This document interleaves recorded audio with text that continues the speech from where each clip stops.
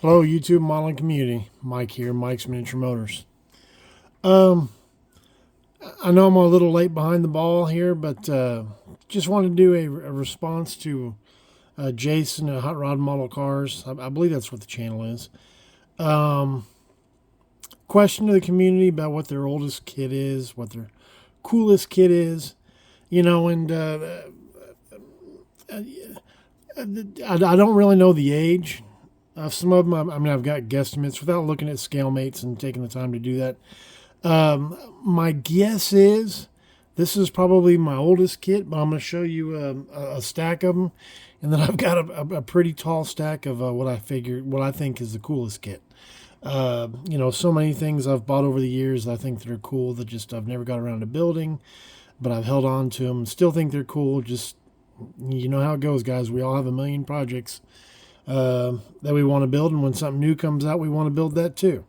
It's just life. But anyway, again, this is what I think is probably my oldest.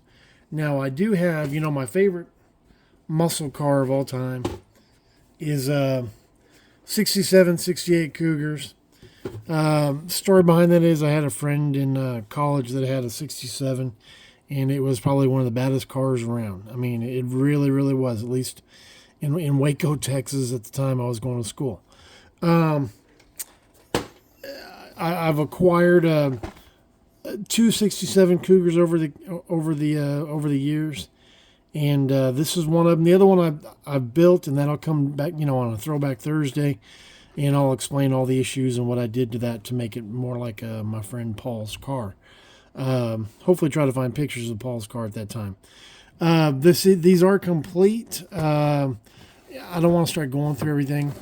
Then I'll end up the video being up longer than what it already is, and I know it's already going to be a long video. I know that one's complete, but in pieces. I've got two 68s, and one of them is complete, and things are on trees. I put it in a Ziploc bag. Again, here I am trying to take stuff out.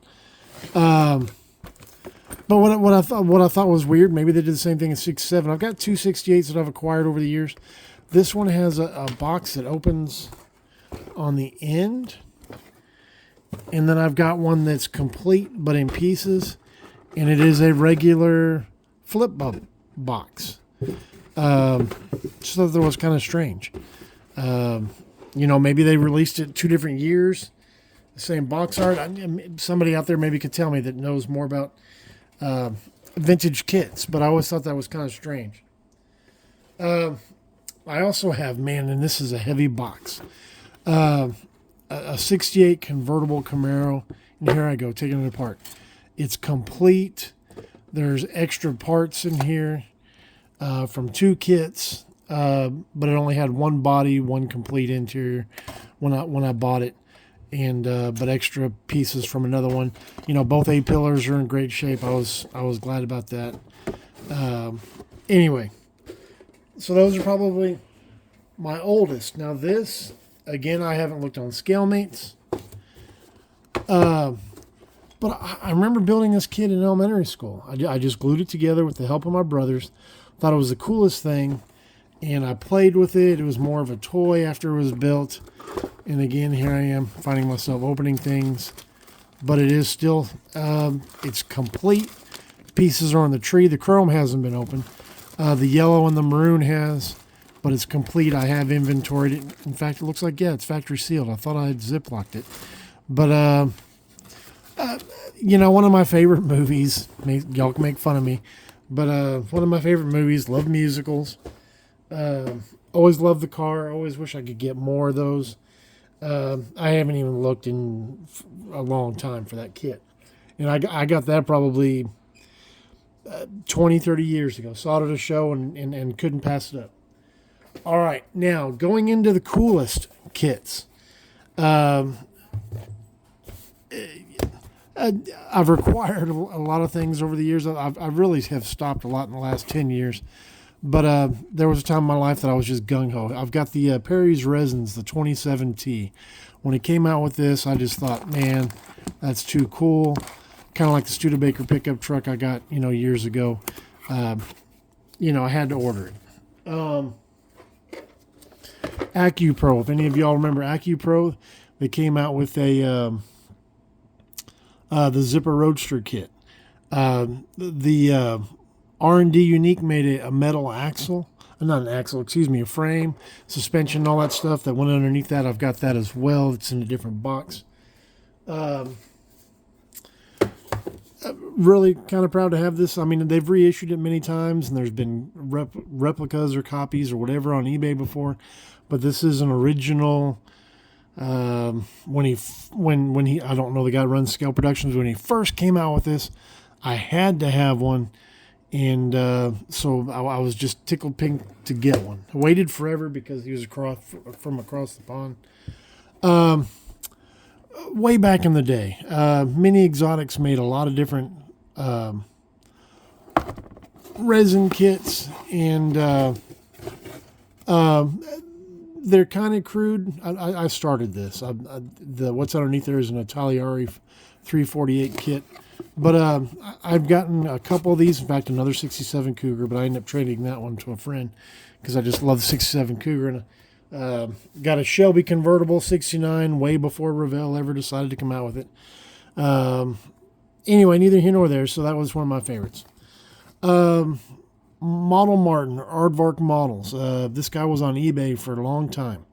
I built a kit, and I'm not going to tell you what it is of his if you're familiar with him, but it'll be up within the next 4 to 6 weeks, I think it was on the list. One of his kits, but this is a center post or a center door T. And I always thought, well, that's cool. I've never seen a real one like that. When he came out with the kit or the resin, I was like, man, I got to get that. So I always thought that was cool. All right, and there was a time in my life that I'd bought a lot of Le Mans cars, LMP cars. I've gotten rid of I think I've got you could probably count on one hand, two hands maybe, the ones I still have left in the stack. But I loved building that alligator car. If you remember the Throwback Thursday with the alligator Audi. After that, I went crazy, started going crazy for race cars, and that one was Le Mans miniatures, and so is this one. But I've always loved the Panos. Le Mans miniatures, made several of them. I just liked this because it was red. But I always liked how far back this cockpit is in the car. Just reminiscent of like 20s and 30s race cars. Not as all the way back like those cars were. But it's just got a really odd nose. I love the intakes on these cars. So this is one of the LMP cars that I'd held on to. Just always liked it. All right, I know some of y'all got this in your stash. I know, Matthew, you've got this. A really neat kit. It's really the only Gungzi Sayo kit that I had. When I was a kid, the local hobby shop carried all of them. And I just didn't have the resources at the time. I think this was like $50-$60 when I was 18, 19, 20. I never bought it. This was actually given to me by a friend. His dad passed, and he knows that I like these kind of cars, or foreign exotic or higher end type cars, and he gave this to me as a gift. So I was really, really thankful to have it, and just haven't just have never gone into it. I did do the frame because you got to build your own frame, but there's that. All right. This one of my first Throwback Thursday cars survivors was a BMW 5 Series. If you go back and look, it's white, red interior. Well, this was on the shelf at one time too, and I always thought it was weird because Fujimi made this kit, but I'd never seen a real one. I don't know if they just never marketed them over here, but look, it's got a left-hand dash. So whether this is a real car or a fictitious car, I haven't a clue. But it's one of those kits that you just kind of like the EM 43. Is that what I'm missing? Anyway, you never seen it. I've seen it like once when I bought it, and that was it. This, I'm so glad. I love the Corrado. I never built one. I've got the coupe version, and Revell's getting ready to come back out with it pretty soon. But But as you can see, this is the Cabrio version. And yes, I did pay $12 for it. This was like one of my first or second shows I ever went to. Back when this kit was maybe $25 on the shelf. You know, new kits at that time were what, maybe $9-10.